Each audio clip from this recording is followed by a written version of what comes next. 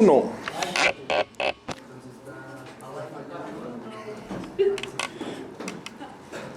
Ahí está. Bueno, a manera de introducción, las ecuaciones diferenciales parciales se dividen de acuerdo al discriminante.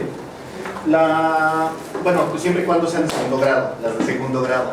¿Se acuerdan de que alguna vez en geometría analítica, por ahí en la prepa, vieron la ecuación general de cónicas?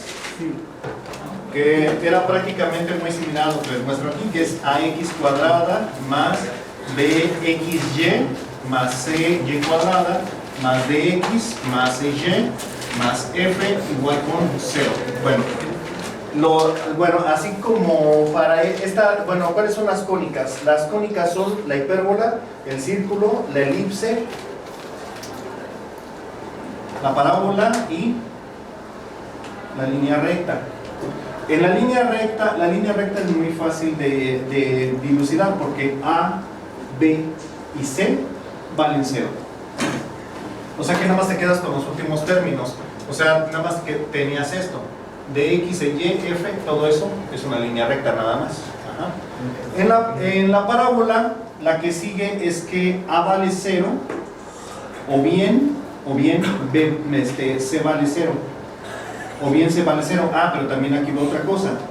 B vale 0. A o C, las dos no, nada más una. Nada más una vale 0. Ajá. Entonces, por ejemplo, si A vale 0 y B vale 0, entonces ya nomás tengo este término.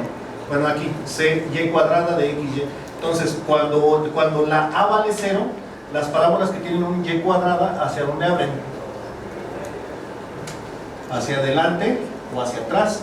Cuando la y cuadrada es negativa, abre hacia atrás, y cuando la y cuadrada es positiva, abre hacia adelante. Si la que vale 0 es la C, o sea, esta parte, entonces tengo las parábolas que son del término ax cuadrada. Las que son ax cuadrada son parábolas que abren hacia arriba si la x cuadrada es positiva, o abre hacia abajo si la x cuadrada es negativa. En el círculo también tengo otra característica. En esto siempre b vale 0. Si b vale 0, entonces tengo a cuadrada y y cuadrada. Pero aquí además hay otra cosa, que a y c valen lo mismo y a ambos se les asigna el valor de 1, para que en el círculo ambos ejes sean iguales, tanto el x como el y. Y entonces la elipse es un caso, más bien el círculo en realidad es un caso de una elipse. Pero bueno, así es como los distingues de acuerdo al discriminante con cada uno de esos términos. Si es un tipo de cónica o es otro. Bueno, pues pasa exactamente lo mismo cuando estamos hablando de las ecuaciones diferenciales parciales de segundo grado. Pueden tener una solución hiperbólica, una parabólica o una elíptica. ¿Cuál es el caso de una elíptica? Por ejemplo, ¿qué es una elipse? Así, o sea, ¿qué nos está diciendo? Que tanto el eje X como el eje Y están acotados. Ajá. Entonces, sí hay solución para estas ecuaciones, pero está restringido solamente en un rango muy determinado, ¿no? En una hipérbola, ¿qué es lo que tengo? Que es exactamente al revés. En esta parte es el rango que no hay solución para estas ecuaciones. Todo lo demás sí, de aquí hasta el infinito y hasta menos infinito. Y en una parábola pasa exactamente lo mismo, que entonces un eje sí está restringido, mientras que el eje, el otro eje también está restringido, pero nomás en una parte, la otra sección está libre, el número de soluciones que puede tener, y es lo que significa físicamente eso. ¿Dudas, chismes, preguntas? ¿Todo bien? ¿Va? Va. Entonces, la ecuación de transmisión de calor es una parábola, la ecuación de onda es una hipérbola y la ecuación de Laplace es una elipse. Estos sistemas se pueden solucionar con series de Fourier cuando se requiere un conocimiento general del comportamiento del sistema. No, hay veces que las series de Fourier no nos dan muchos detalles, pero así el comportamiento general sí. Y pues ya conocen las series de Fourier, ¿no?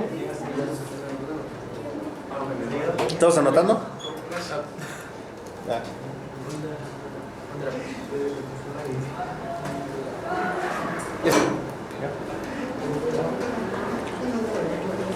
Bueno, las series de Fourier ya saben que tienen este comportamiento, que tiene una parte que es un coseno y otra que es el seno. Las coseno se utilizan para funciones que son ¿qué? Pares. Las funciones pares tienen coseno y entonces la parte del seno no la tienen, y la parte del seno es para las funciones ¿qué? Impares. Las funciones impares no tienen la parte de coseno, y cuando tienes una función que no es ni par ni impar, pues normalmente tiene los dos. Y en realidad lo único que tienes que calcular son las tres constantes, y cada una de esas constantes se calcula con una regla, bueno, con una fórmula. O sea, no es, o sea, hablando en términos estrictos, no es tan complicado. Bueno, es una variación de la fórmula, pero ya la habíamos visto. Y bueno, entonces ya llegamos a lo que es el laplaciano. El laplaciano se representa de esta manera. ¿Qué es eso? El laplaciano en dos dimensiones queda expresado de esta manera. Podemos decir a grandes rasgos que lo que vieron la clase pasada, que era la ecuación de onda, era un laplaciano de una sola dimensión. ¿Cómo es la ecuación de onda? A ver, díganme, ¿cómo es la ecuación de onda? Onda sin H, porque luego me entregan trabajos por onda con H.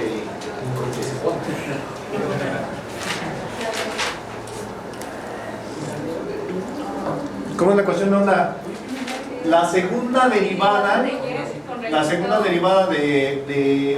la función, donde U es la posición. O sea, tengo una cuerda, la voy a estirar y luego la voy a soltar. Entonces la cuerda va a estar oscilando. Ajá. Y entonces este desplazamiento va siendo ¿quién? U. Y esto va siendo L o X. Vamos a decir que es X, ¿no? Entonces la segunda derivada de la posición con respecto al tiempo al cuadrado es igual a ¿quién? A una constante por la segunda derivada de X con respecto al tiempo al cuadrado. Ajá. Es cierto.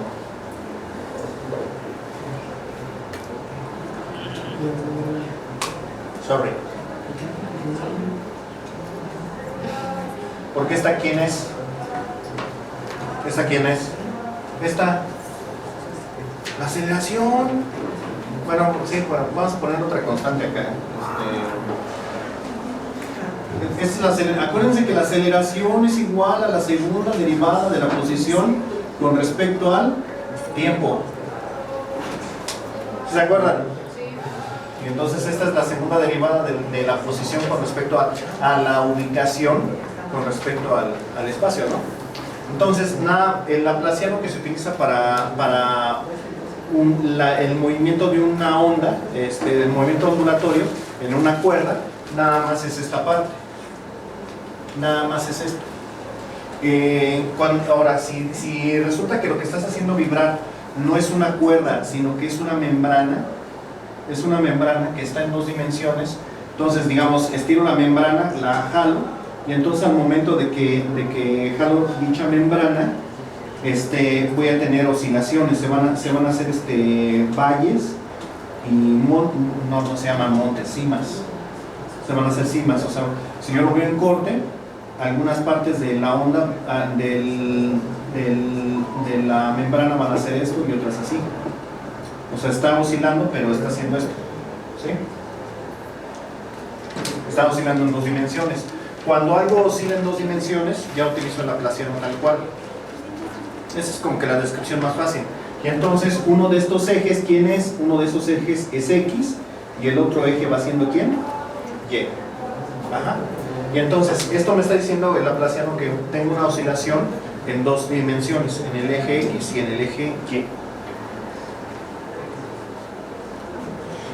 Y por supuesto, esto no está limitado nada más a dos dimensiones, también lo puedo tener para una tercera dimensión. Cosas que vibran en tres dimensiones es, por ejemplo, pues sí, han estado en una fiesta, agarran su globo y se acercan a las bocinas y sienten cómo vibra el globo. Sí. El globo está oscilando en las tres dimensiones, el pobre globo, lo estás agarrando aquí, el globo, y entonces el globo se está expandiendo y se está comprimiendo en ciertas secciones. Y si el globo está lleno de agua y lo acercas a una bocina y tienes, incluso se llegan a ver las ondas, así en la superficie del globo. No sé si alguna vez lo han visto. Sí. Y entonces es un movimiento una oscilación en 3 dimensiones.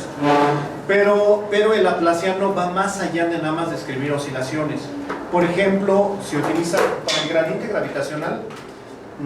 ¿Cómo es la ecuación de el cálculo de la fuerza gravitacional que ejerce la Tierra sobre un objeto según la ley de Newton? ¿Cómo dice? ¿La fuerza es igual a qué?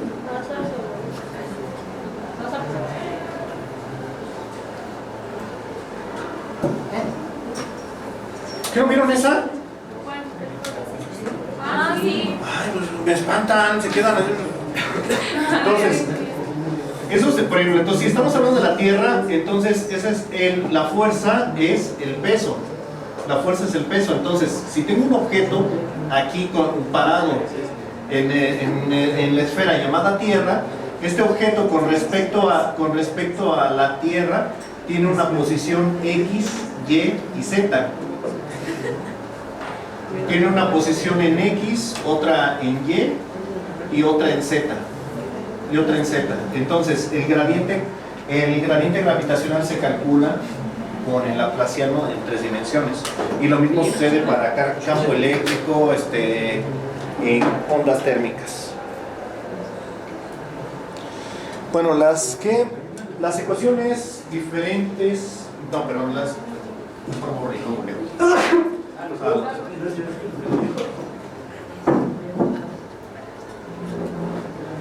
ecuaciones diferenciales de estos tipos describen distintos procesos. Entonces ya les dije de las vibraciones y la gravedad, pero entonces también está el flujo de calor, reacciones químicas, movimientos ondulatorios, en el cual les mencioné, distribución de fuerzas, esfuerzos y cargas, transferencia de momento, transferencia de masa, transferencia de carga eléctrica y campos gravitacionales y otros campos. Campos de fútbol.